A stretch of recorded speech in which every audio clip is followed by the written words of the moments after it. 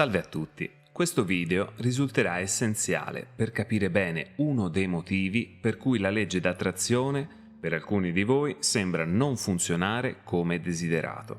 Come agisce l'universo l'ho spiegato in un mio precedente video e troverete il link sulla scheda in alto a destra oppure in descrizione.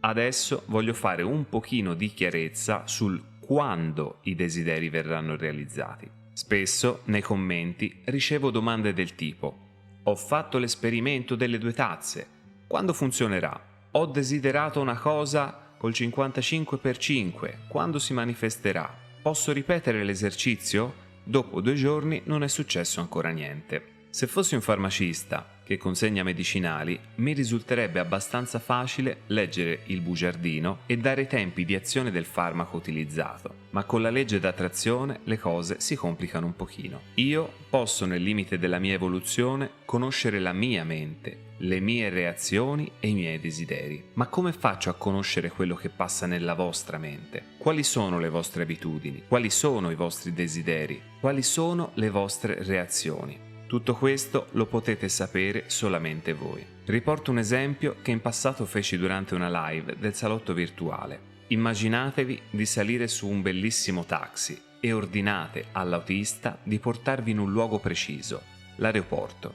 Voi state ordinando il vostro desiderio e l'autista sarà come l'universo che inizia a guidare verso il vostro obiettivo. Già capirete che la strada la deciderà lui in base alla sua esperienza e il tempo per raggiungere l'aeroporto potrebbe variare dal traffico e dalla distanza di partenza. In pratica, il come e il quando sono già fuori dal nostro controllo. Se il vostro obiettivo rimane uguale, il tassista eseguirà nel miglior modo il vostro ordine. Ricordiamoci però che ogni nostro pensiero, conscio o inconscio, diventa come un ordine inviato verso l'universo. Quindi, già con questa consapevolezza, sarà semplice capire quanto difficile potrebbe essere rimanere in silenzio fino al raggiungimento del nostro obiettivo. In pratica, noi saliamo sul taxi e con la voglia di raggiungere l'aeroporto daremo il nostro ordine chiaro e preciso all'autista. Appena 2 minuti dopo potrebbero arrivare i primi dubbi. E se volessi tornare indietro? Quindi l'autista farà inversione e vi riporterà dove vi ha caricato.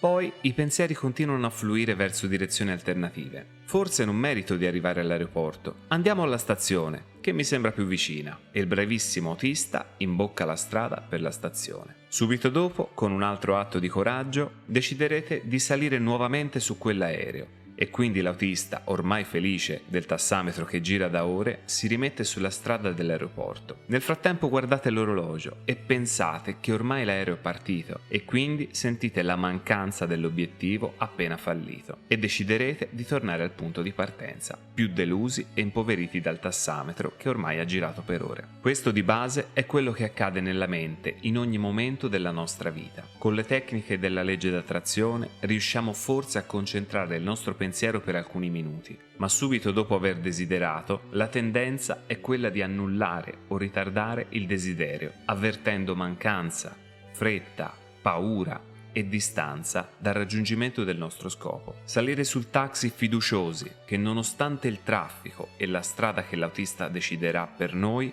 tutto si svolgerà nel tempo adeguato. È l'unico modo per non autosabotarsi. Su questo canale ci sono tecniche di meditazione, i mantra, le affermazioni, i messaggi subliminali. Tutto questo ha lo scopo di far crescere la consapevolezza di chi siamo, quali credenze limitanti dobbiamo sostituire e soprattutto come gestire i nostri pensieri automatici che ci allontanano dal raggiungimento dei nostri sogni. Prima di chiedere a me quando raggiungerete il vostro desiderio, chiedetelo a voi stessi. I miei pensieri sono tutti allineati verso l'obiettivo o qualcosa è in contrasto? Mi manca ciò che desidero o sono fiducioso di ottenerlo quando sarà il momento? Sono felice di raggiungere quanto chiesto oppure ho paura? Quali sono le mie credenze che potrebbero allontanarmi automaticamente dal raggiungere il mio sogno? Ricordo anche che un momento di sconforto ci può anche stare. Una piccola deviazione non ha mai fatto perdere l'aereo a nessuno. Se però le deviazioni iniziano a diventare troppo consistenti, non vi arrabbiate, la legge d'attrazione starà eseguendo esclusivamente i vostri ordini, confermando semplicemente quanto state chiedendo. Diventate ogni giorno sempre più consapevoli di quali emozioni e di quali pensieri passano nella mente. Intenzione chiara e anima pulita. Diventate la migliore versione di voi stessi e anche la legge d'attrazione si muoverà di conseguenza. Un abbraccio e buona vita a tutti.